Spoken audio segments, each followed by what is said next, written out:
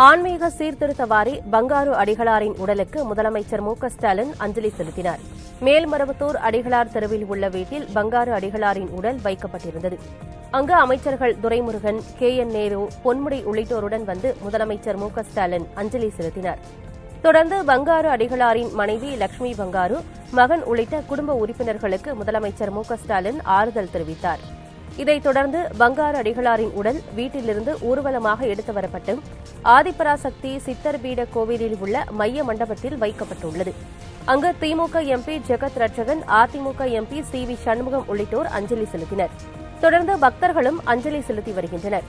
மாலையில் அரச மரியாதையுடன் பங்காரு அடிகளாரின் உடல் நல்லடக்கம் செய்யப்பட உள்ளது.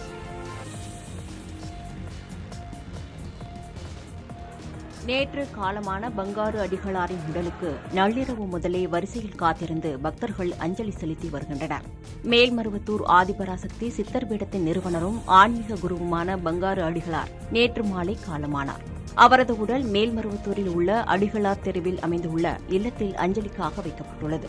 அரசியல் கட்சித் தலைவர்கள், பல்வேறு துறைகளைச் சேர்ந்த பிரமுகர்கள் மற்றும் ஏராளமான பக்தர்கள் பங்காரு அடிகளாரின் உடலுக்கு அஞ்சலி செலுத்தி வருகின்றனர்.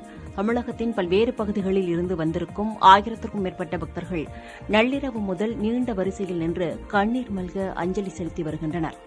பங்காரு அடிகளார் அருள்வாக்குப்படி கோவில் கருவறைக்கும் புத்து மண்டபத்திற்கும் நடுவில் அவரது உடல் அரசு மரியாதையுடன் இன்று மாலை நல்லடக்கம் செய்யப்பட உள்ளது. செங்கல்பட்டு, காஞ்சிபுரம், விழுப்புரம் உள்ளிட்ட 6 மாவட்டங்களைச் சேர்ந்த 2500 காவலர்கள் மேல்மருவத்தூரில் பாதுகாப்பு பணியில் ஈடுபடுத்தப்பட்டுள்ளனர்.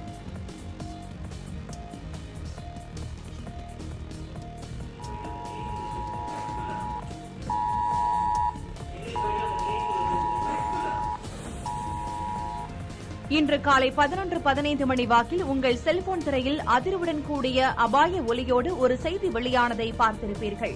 அந்த குறுஞ்செய்தியில் அதிர்வு நின்ற பிறகு அந்த செய்தி பற்றி பெண் குரல் பதிவில் விரிவான தகவல் வெளியாகியிருக்கும்.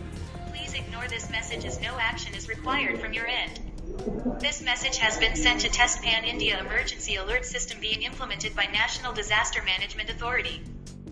இது பேரிடர் காலங்களில் அவசர கால தகவலை அளிக்கும் நோக்கில் மத்திய அரசு மேற்கொண்ட சோதனை முயற்சியாகும். வெறும் சோதனைதான் என்பதால் மக்கள் இந்த குறுஞ்செய்தி குறித்து அச்சம் கொள்ள தேவையில்லை என தொலைத்தொடர்புத்துறை தெரிவித்தது. இந்த புதிய முயற்சியில் தொலைத்தொடர்புத்துறை மற்றும் தேசிய பேரிடர் மேலாண்மை ஆணையம் இணைந்து ஈடுபட்டன. நிலநடுக்கம், புயல், வெள்ளம் போன்ற பேரிடர்களின் போது பாதிக்கப்பட்ட பகுதிகளில் மக்களை உஷார்படுத்தி அவசரமாக வெளியேறவும் பாதுகாப்பாக இருக்கவும் வலியுறுத்தும் நோக்கத்தில் இந்த அவசர கால எச்சரிக்கை குறுஞ்செய்தி அனுப்பப்பட உள்ளது. வட மாநிலங்களில் நவராத்திரி திருவிழா களை கட்டியிருக்கிறது. மேற்குவங்க மாநிலம் கொல்கத்தாவில் திறக்கப்பட்டுள்ள துர்கா பந்தல் பார்வையாளர்களை வெகுவாக கவர்ந்தது. பெண் குழந்தைகளுக்கு எதிரான குற்றங்களை தடுப்போம் என்ற தலைப்பில் வைக்கப்பட்டிருக்கும் பந்தலை மக்கள் ஆர்வமுடன் கண்டுகளித்தனர். சூரத்தில் நடைபெற்ற நிகழ்ச்சியில் ஏராளமானோர் கர்பா நடனமாடி மகிழ்ந்தனர். இந்த நிகழ்ச்சியில் குஜராத் உள்துறை அமைச்சர் ஹர்ஷாங்வி சிறப்பு விருந்தினராக கலந்து கொண்டார். குஜராத் பர்டோலியில் நடைபெற்ற கர்பா நடன நிகழ்ச்சியில் ஏராளமான மாற்றுத்திறனாளி குழந்தைகள் ஆர்வமுடன் கலந்து கொண்டனர். ஒடிசா மாநிலம் புவனேஸ்வரில் நடைபெற்ற துர்கா ஆரத்தி நிகழ்ச்சியில் ஏராளமான திருநங்கைகள் கலந்து கொண்டு வழிபாடு நடத்தினர். ஒருமுறை பயன்படுத்தி தூக்கி வீசப்படும் 14 வகையான பிளாஸ்டிக் பொருட்களுக்கு தடை விதித்த தமிழக அரசின் உத்தரவு செல்லும் என உச்சநீதிமன்றம் தீர்ப்பளித்துள்ளது. பேப்பர் கப் தயாரிப்பில் மெழுகு உள்ளிட்ட உடல் நலத்திற்கு கேடு விளைவிக்கும் பொருட்கள் சேர்க்கப்படுவதாக குற்றம் சாட்டி தமிழ்நாட்டில் கடந்த 2019ஆம் ஆண்டு ஜனவரி மாதம் ஒருமுறை பயன்படுத்தி வீசப்படும் 14 வகையான பிளாஸ்டிக் பொருட்களுக்கு தடை விதித்து தமிழக அரசு அரசாணை பிறப்பித்தது. இந்த அரசாணையை எதிர்த்து தமிழ்நாடு மற்றும் புதுவை பிளாஸ்டிக் உற்பத்தியாளர் சங்கத்தின் சார்பில் உயர்நீதிமன்றத்தில் வழக்கு தொடரப்பட்டது. இந்த வழக்கை விசாரித்த உயர்நீதிமன்றம் அரசின் தடை உத்தரவை உறுதி செய்து தீர்ப்பளித்திருந்தது. சென்னை உயர்நீதிமன்ற தீர்ப்பை எதிர்த்தும் தமிழ்நாடு அரசின் அரசாணையை ரத்து செய்ய கோரியும் தமிழ்நாடு, புதுச்சேரி பேப்பர் கப் தயாரிப்பாளர்கள் சங்கம் சார்பில் கடந்த ஆண்டு உச்சநீதிமன்றத்தில் மேல்முறையீட்டு மனு தாக்கல் செய்யப்பட்டது. உடல் நலத்திற்கு தீங்கு விளைவிக்கும் பொருட்கள் கொண்டு தயாரிக்கும் பிளாஸ்டிக் பொருட்களுக்கு தடை விதிக்கப்பட்ட விவகாரத்தில் தமிழ்நாடு அரசின் அரசாணை செல்லும் என்று உச்சநீதிமன்றம் தீர்ப்பளித்துள்ளது. பேப்பர் கப்கள் மீதான தடை தொடர்பான உத்தரவை மத்திய அரசின் நடைமுறைகள் அடிப்படையில் மறுபரிசீலனை செய்ய வேண்டும் என தமிழ்நாடு அரசுக்கு அறிவுறுத்தப்பட்டது. ஆந்திர முன்னாள் முதலமைச்சரும் தெலுங்கு தேச கட்சித் தலைவருமான சந்திரபாபு நாயுடுவை ஃபைபர் நெட் முறைகேடு வழக்கில் கைது செய்ய உச்சநீதிமன்றம் இடைக்கால தடை விதித்திருக்கிறது. ஆந்திராவில் தெலுங்கு தேச கட்சி ஆட்சியின் போது திறன் வளர்ப்பு திட்டத்தில் பல கோடி ரூபாய் முறைகேடு நடந்ததாக அந்த மாநில சிஐடி காவல்துறையினர் வழக்கு பதிவு செய்தனர். முதல் தகவல் அறிக்கையில் முதல் குற்றவாளியாக முன்னாள் முதலமைச்சர் சந்திரபாபு நாயுடு பெயர் சேர்க்கப்பட்டு அவர் கைது செய்யப்பட்டு சிறையில் அடைக்கப்பட்டிருக்கிறார். விஜயவாடா சிஐடி நீதிமன்றத்தில் நடைபெற்று வரும் இந்த வழக்கில் சந்திரபாபு நாயுடு தரப்பில் தாக்கல் செய்யப்பட்ட பிணை கோரும் மனுக்கள் விசாரணை நீதிமன்றத்திலும் உயர் நீதிமன்றத்திலும் நிராகரிக்கப்பட்டன. இதையடுத்து பொய் வழக்கில் சந்திரபாபு நாயுடுவை கைது செய்துள்ளதாகவும் உடல்நலக்குறைவால் பாதிக்கப்பட்டுள்ள அவரது உயிருக்கு சிறையில் ஆபத்து இருப்பதாகவும் தெலுங்கு தேச கட்சியினர் முதல்வர் ஜெகன்மோகன் ரெட்டி தலைமையிலான மாநில அரசு மீது குற்றம் சாட்டி வருகின்றனர். சந்திரபாபு நாயுடுவுக்கு பிணை வழங்க கோரும் மனு உச்சநீதிமன்ற விசாரணையில் உள்ளது. இந்த நிலையில் அவர் மீது ஃபைபர் நெட் முறைகேடு வழக்கு பதிவு செய்யப்பட்டு கைது செய்ய ஆந்திர காவல்துறையினர் தயாராகி வருவதாக தகவல் வெளியாகியிருக்கிறது. பிணை கோரும் முந்தைய வழக்கு நிலுவையில் இருப்பதால் ஃபைபர் நெட் வழக்கில் சந்திரபாபு நாயுடுவை கைது செய்யக்கூடாது என ஆந்திர காவல்துறைக்கு உச்சநீதிமன்றம் உத்தரவிட்டிருக்கிறது. கேரள முன்னாள் முதலமைச்சரும் மார்க்சிஸ்ட் கம்யூனிஸ்ட் கட்சியின் முன்னணி தலைவர்களில் ஒருவருமான அச்சுதானந்தன் 100வது பிறந்த நாளை கொண்டாடுகிறார். கேரள முதலமைச்சராக 2006 முதல் 2011 வரை பதவி வகித்த அச்சுதானந்தனின் பிறந்த நாளில் அவருக்கு பல்வேறு கட்சித் தலைவர்கள் வாழ்த்து தெரிவித்து காங்கிரஸ் மூத்த தலைவர்களில் ஒருவரான ப. சிதம்பரம் வெளியிட்டுள்ள வாழ்த்துச் செய்தியில், கேரளாவில் மார்க்சிஸ்ட் கட்சியும் காங்கிரசும் ஒன்றையொன்று எதிர்ப்பவை என்ற போதிலும் அச்சுதானந்தனின் 100வது பிறந்த நாளில் அவரை வாழ்த்துவதில் கட்சிகளுக்கிடையே தடையில்லை என்றார். மக்கள் நலனுக்காக கடுமையாக போராடும் குணம் கொண்ட அச்சுதானந்தன் நீண்ட காலம் ஆரோக்கியத்துடன் வாழ வாழ்த்துவதாகவும் சிதம்பரம் தெரிவித்திருக்கிறார். அச்சுதானந்தனின் 100ஆண்டு பிறந்த நாளை சிறப்பாக கொண்டாட ஆளும் மார்க்சிஸ்ட் கம்யூனிஸ்ட் கட்சி சார்பில் கேரளா முழுவதும் பல்வேறு விழாக்களுக்கு ஏற்பாடுகள் செய்யப்பட்டுள்ளன. தங்கத்தின் விலை இன்று அதிகரித்திருக்கிறது. சென்னையில் 22 காரட் ஆபரண தங்கம் 1 கிராம் 75 ரூபாய் அதிகரித்து 5660 ரூபாய்க்கும், 1 சவரன் 600 ரூபாய் உயர்ந்து 45,280 ரூபாய்க்கும் விற்பனையாகிறது.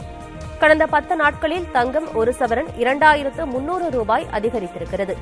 கடந்த 11ஆம் தேதி 1 சவரன் தங்கம் 42,976 ரூபாய்க்கு விற்பனையானது. இஸ்ரேல் ஹமாஸ் இடையே போர் 14வது நாளாக நீடிக்கும் நிலையில் கச்சா எண்ணெய் விலை உள்ளிட்ட சில காரணங்களால் தங்கத்தின் தேவை தொடர்ந்து அதிகரிக்கவே விலை உயர்வும் நீடிக்கிறது. பண்டிகை காலம் தொடங்கியுள்ள நிலையில் தங்கத்தின் விலை தொடர் உயர்வால் விலை எப்போது குறையும் என நடுத்தர மக்கள் எதிர்பார்த்து காத்திருக்கின்றனர். வெள்ளியின் விலை மாற்றமின்றி 1 கிராம் 77 ரூபாய் 50 காசாகவும் 1 கிலோ 77,500 ரூபாயாகவும் நீடிக்கிறது. பயன்படுத்தப்பட்ட மடிக்கணினிகளை புதுப்பித்து விற்பனை செய்யும் திட்டத்தை முன்னணி நிறுவனமான HP இந்தியாவில் தொடங்கியுள்ளது. பயன்படுத்தி கைவிடப்பட்ட மற்றும் புதிய மாடலுக்காக எக்ஸ்சேஞ்ச் செய்யப்படும் மின்னணு பொருட்களின் மறு பயன்பாடுக்கு நிறுவனங்கள் முன்னுரிமை அளித்து வருகின்றன. இதன் மூலம் குறைந்த செலவில் மின்னணு சாதனங்களை வசதி குறைந்தவர்கள் வாங்க வழி ஏற்படுவதுடன் மின்னணு கழிவுகளால் ஏற்படக்கூடிய ஆபத்தையும் குறைக்க வாய்ப்பு ஏற்படுகிறது. அந்த வகையில் புதுப்பிக்கப்பட்ட மடிக்கணினிகளை விற்பனை செய்ய தொடங்கியிருப்பதாக ஹியூலட் பேக்கார்ட் எனப்படும் HP நிறுவனம் தெரிவித்திருக்கிறது. சிறு நகரங்கள் மற்றும் கிராமப்புறங்களில் மடிக்கணினி பயன்பாடு குறைவாக இருக்கும் நிலையில் அந்த நிலையை மாற்ற இது உதவும் என அந்த நிறுவனம் கூறியிருக்கிறது. அடுத்த ஆண்டு தொடக்கத்தில் பழைய மடிக்கணினி விற்பனையை நாடு முழுவதும் விரிவுபடுத்த இருப்பதாகவும் HP தெரிவித்திருக்கிறது. 6, 12, 24 ஆகிய மாதங்கள் சந்தா அடிப்படையிலும் பயன்படுத்தப்பட்ட மடிக்கணினிகளை புதுப்பித்து வழங்க இருப்பதாகவும் அந்த நிறுவனம் கூறியிருக்கிறது.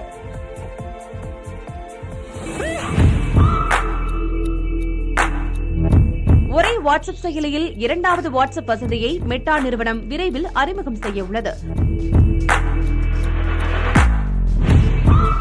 மொபைல் போனில் தகவல் தொடர்புக்கு உலக மக்களிடம் ஆதிக்கம் செலுத்தும் செயலியாக வாட்ஸ்அப் உள்ளது.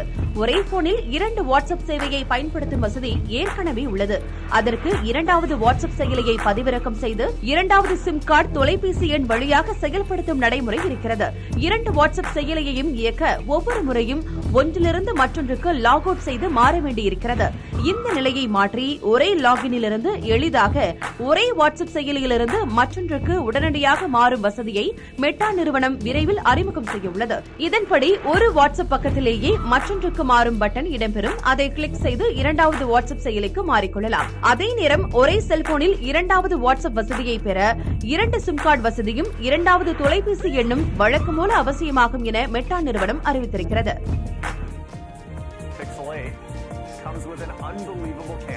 பிக்சல் சீரிஸ் ஸ்மார்ட் போன்களை இந்தியாவில் தயாரிக்க இருப்பதாக கூகுள் நிறுவனம் அறிவித்திருக்கிறது. அவை அடுத்த ஆண்டு முதல் விற்பனைக்கு வரும் என்றும் டெல்லியில் நடைபெற்ற கூகுள் ஃபார் இந்தியா நிகழ்ச்சியில் அந்த நிறுவனத்தின் மூத்த அதிகாரி ரிக் ஆஸ்டோலோ தெரிவித்தார்.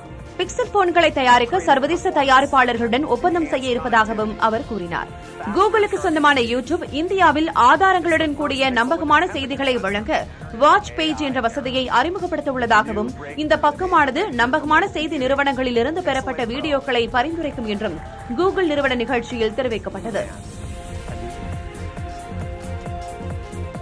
பாகிஸ்தான் முன்னாள் பிரதமர் நவாஸ் ஷெரீப் சனிக்கிழமையன்று தாயகம் திரும்புகிறார். லண்டனிலிருந்து புறப்பட்ட நவாஸ் ஷெரீப் துபாய் சென்று சேர்ந்துள்ளார். முன்னதாக ஜெட்டா வந்த அவரது விமானம் சில மணி நேரங்கள் அங்கு தாமதப்படுத்தப்பட்டது. விமான நிலையத்தில் சில முக்கிய பிரமுகர்களுடன் நவாஸ் ஆலோசனை நடத்தினார். பின்னர் துபாய் வந்த அவர் அங்கும் பாகிஸ்தான் அரசியல் நிலவரம் குறித்து அரபு நாடுகளைச் சேர்ந்த முக்கிய நபர்களுடன் ஆலோசனை நடத்தி வருகிறார்.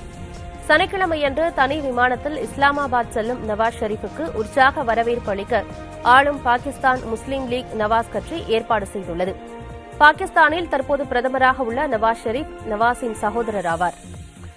73 வயதாகும் நவாஸ் மீது முந்தைய இம்ரான்கான் அரசு தொடர்ந்த ஊழல் வழக்கில் சிறை தண்டனை விதிக்கப்பட்டது. 2019இல் அவரது தண்டனையை இஸ்லாமாபாத் உயர்நீதிமன்றம் நிறுத்தி வைத்த நிலையில் பிணையில் வெளிவந்த இவர் 2020ஆம் ஆண்டு லண்டன் தப்பிச் சென்றார். அப்போது முதல் லண்டனில் வசித்து வந்த நவாஸ் ஷெரீப் தற்போது இம்ரான்கான் சிறையில் உள்ள நிலையில் பொது தேர்தலை எதிர்நோக்கியுள்ள பாகிஸ்தானுக்கு திரும்புகிறார். மணிக்கு 180 கிலோமீட்டர் வேகத்தில் செல்லும் அதிவேக மெட்ரோ ரயில் சேவையான நமோ பாரத் ரயிலை பிரதமர் நரேந்திர மோடி தொடக்கி வைத்தார். பின்னர் அந்த ரயிலில் பயணம் செய்த பிரதமர் மோடி மாணவ மாணவிகளுடன் கலந்துரையாடினார். உத்தரப்பிரதேச மாநிலம் சஹிபாபாத் துஹாய் டெப்போ இடையே இந்த ரயில் இயக்கப்படுகிறது. டெல்லி, காசியாபாத், மீரட் நகரங்களை இணைக்கும் வகையில் இந்த ரயில் சேவை தொடங்கப்பட்டிருக்கிறது.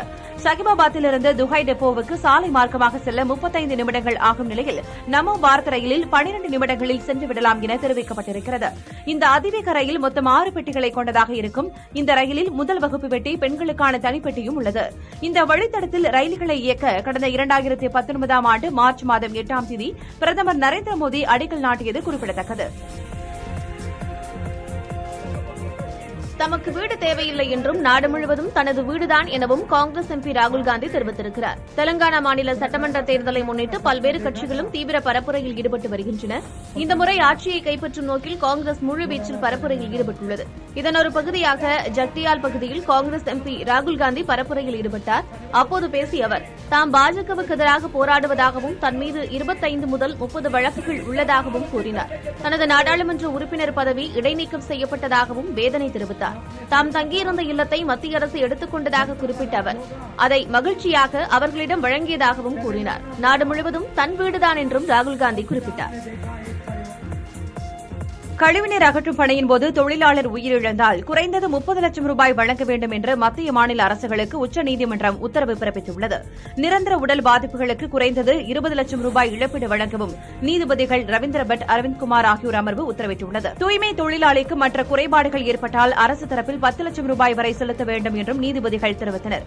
மனித கழிவுகளை மனிதர்களை வைத்து அகற்றும் முறையை முற்றிலும் ஒழிப்பதை மத்திய மாநில அரசுகள் உறுதிப்படுத்த வேண்டும் என்றும் நீதிபதிகள் குறிப்பிட்டனர். இதுபோன்ற சம்பவங்கள் நிகழாமல் இருப்பதை உறுதி செய்ய அரசு நிறுவனங்கள் ஒருங்கிணைந்து செயல்பட வேண்டும் என்றும் கழிவுநீர் அகற்றும்போது நேரிடும் இறப்புகள் தொடர்பான வழக்குகளை உயர்நீதிமன்றங்கள் கண்காணிப்பதில் தடை இல்லை என்றும் உச்சநீதிமன்றம் தெளிவுபடுத்தியது. கடந்த ஆண்டு மக்களவையில் தெரிவிக்கப்பட்ட தரவுகளின்படி நாட்டில் கடந்த 5 ஆண்டுகளில் பாதாள சாக்கடை மற்றும் கழிவுநீர் தொட்டிகளை சுத்தம் செய்யும்போது 347 நபர்கள் உயிரிழந்தனர். இதில் 40 விழுக்காடு இறப்புகள் உத்தரப்பிரதேசம், தமிழ்நாடு மற்றும் டெல்லி ஆகிய மாநிலங்களில் நிகழ்ந்துள்ளன.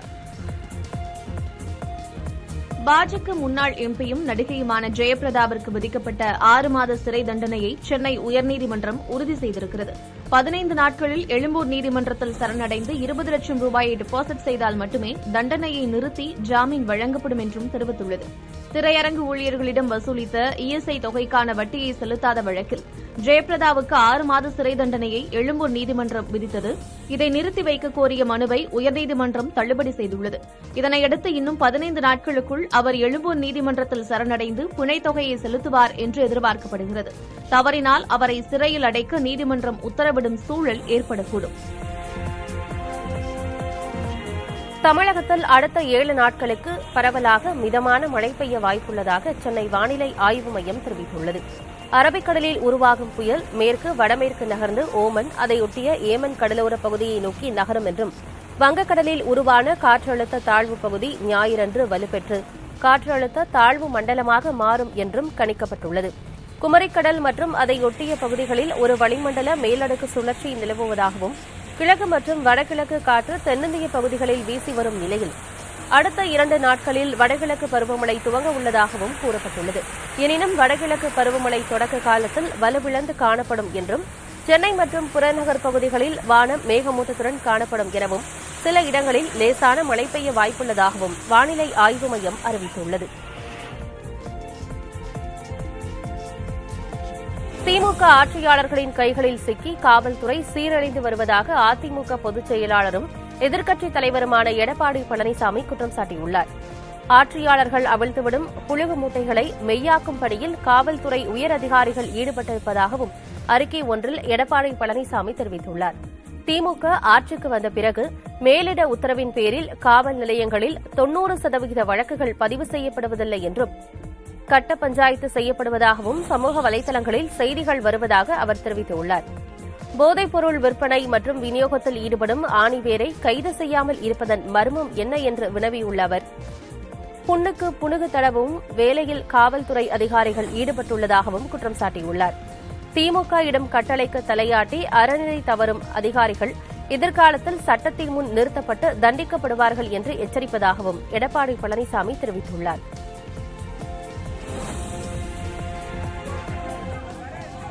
திருவையாறு அருகே மகளிர் உரிமைத் தொகை வழங்காததை கண்டித்து நூற்றுக்கணக்கான பெண்கள் சாலை மறியலில் ஈடுபட்டனர்.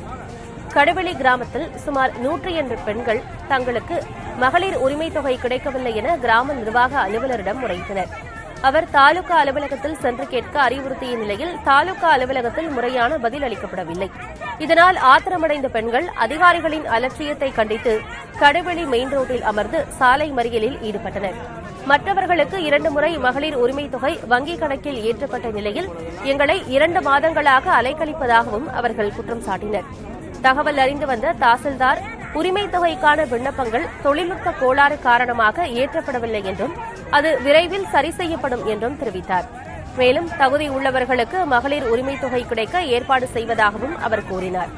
இதனையடுத்து மகளிர் உரிமைத் தொகை கிடைக்காவிடில் மீண்டும் அமைதி வழியில் போராட்டம் நடத்துவோம் என கூறிய பெண்கள் அங்கிருந்து கலைந்து சென்றனர்.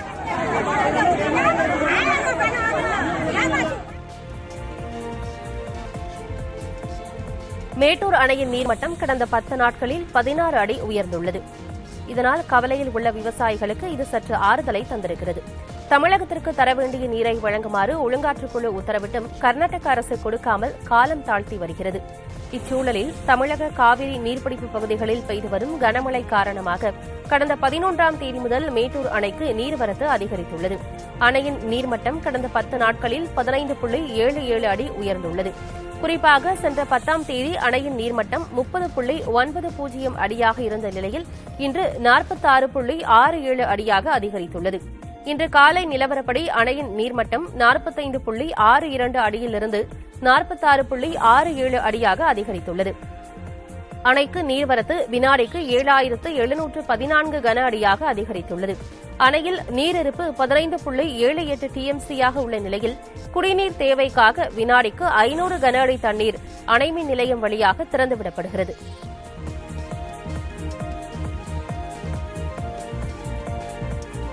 மதுரையில் 3 ஆண்டுகளாக குடும்பத்துடன் கொள்ளையடித்து வந்த 4 பேர் கைது செய்யப்பட்டனர்.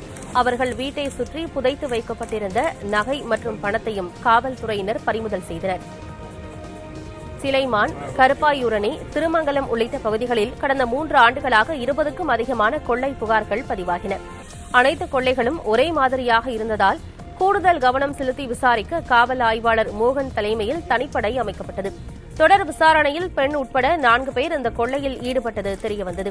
அவர்களை தொடர்ந்து கண்காணித்து வந்த காவல்துறையினர் சின்னசாமி, சோனைச்சாமி ஆகியோரை கைது செய்தனர். அவர்கள் அளித்த தகவலின் பேரில் ஆசை பொண்ணு, பெரிய கருப்புசாமி ஆகியோர் கைது செய்யப்பட்டனர். அவர்கள் அனைவரும் குடும்பமாக சென்று கொள்ளையில் ஈடுபட்டது உறுதி செய்யப்பட்டது. திருடிய 180 சவரன் நகை, 9 லட்சம் ரூபாய் பணத்தை வீட்டைச் சுற்றி அவர்கள் புதைத்து வைத்திருந்தனர். அதனை காவல்துறையினர் தோண்டி எடுத்து மீட்டனர். ஆயுத பூஜையை முன்னிட்டு கன்னியாகுமரி மாவட்டம் தோவாளை பூச்சந்தையில் பூக்கள் விலை உயர்ந்துள்ளது. பண்டிகை காலங்கள் தொடங்கியதிலிருந்தே பூக்களின் விலை சற்று அதிகரித்து காணப்படுகிறது. இந்நிலையில் எதிர்வரும் சரஸ்வதி பூஜை மற்றும் ஆயுத பூஜையை முன்னிட்டு தோவாளை மலர்ச்சந்தையில் பூக்களின் விலை கணிசமாக உயர்ந்துள்ளது. இதன் காரணமாக மாவட்டத்தில் உள்ள சில்லறை விற்பனை கடைகளிலும் பூக்களின் விலை உயர்ந்தே காணப்படுகிறது. குறிப்பாக மல்லிகை 1 கிலோ 1000 ரூபாய்க்கும், பிச்சிப்பூ 1 கிலோ 500 ரூபாய்க்கும் விற்பனையாகிறது. அரளி 1 கிலோ 400 ரூபாய்க்கும், பன்னீர் ரோஜா மற்றும் செவ்வந்தியும் 1 கிலோ தலா 150 ரூபாய்க்கும் விற்பனை செய்யப்படுகிறது. வரும் நாட்களில் பூக்களின் விலை மேலும் உயர வாய்ப்புள்ளதாக வியாபாரிகள் தெரிவிக்கின்றனர்.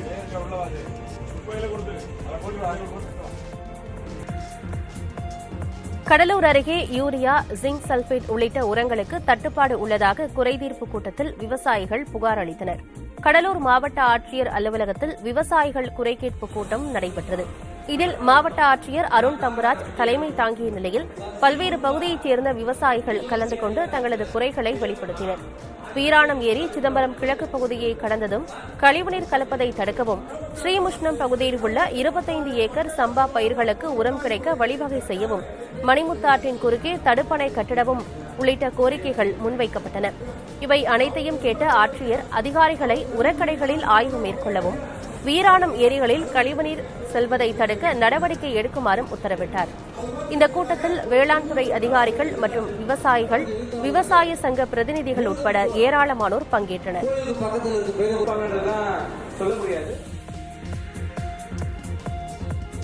தகுதியற்றவர்களுக்கு மகளிர் உரிமை தொகை கிடைக்கிறது, ஆனால் எங்களுக்கு வரவில்லை என ஆதங்கம் தெரிவித்து பெண்கள் தேனி மாவட்ட ஆட்சியர் அலுவலகம் முன்பு ஆர்ப்பாட்டத்தில் ஈடுபட்டனர். ஆண்டிப்பட்டி மற்றும் போடி நாயக்கனூர் பகுதியில் இருந்து தேனி மாவட்ட ஆட்சியர் அலுவலகத்திற்கு 30க்கும் மேற்பட்ட பெண்கள் வந்திருந்தனர். அங்குள்ள இ சேவை மையத்திற்கு சென்ற பெண்கள் தங்களுக்கு மகளிர் உரிமை தொகை கிடைக்கவில்லை என புகார் அளித்தனர். அவர்களின் ஆதார் விவரங்களை சரிபார்த்த இ சேவை மைய ஊழியர்கள் விண்ணப்பங்கள் பரிசீலனையில் இருப்பதாக தெரிவித்தனர். எனவே ஆத்திரமடைந்த பெண்கள் பணக்காரர்களுக்கு வரும் இந்த உதவித்தொகை தங்களை போன்ற ஏழைகளுக்கு வரவில்லை என வேதனை தெரிவித்தனர். அனைவருக்கும் வழங்க முடியாத இந்த உரிமை தொகையை ஒரேடியாக நிறுத்தவும், அதற்கு பதிலாக சாராய கடையை மூடுங்கள் எனவும் கூச்சலிட்டனர். நீதி கிடையாது, தமிழ்நாட்டில் நீதி இல்ல. ஓசி பஸ் வந்து பக்கத்தாடி நிப்பாட்டம் ஓடுறான். பொம்பளைகளுக்கு மதிப்புலாம் மரியாதையும் கிடையாது. கிராமம் அந்த ஸ்டாலின் வந்து வீடு வீட பார்க்கணும்.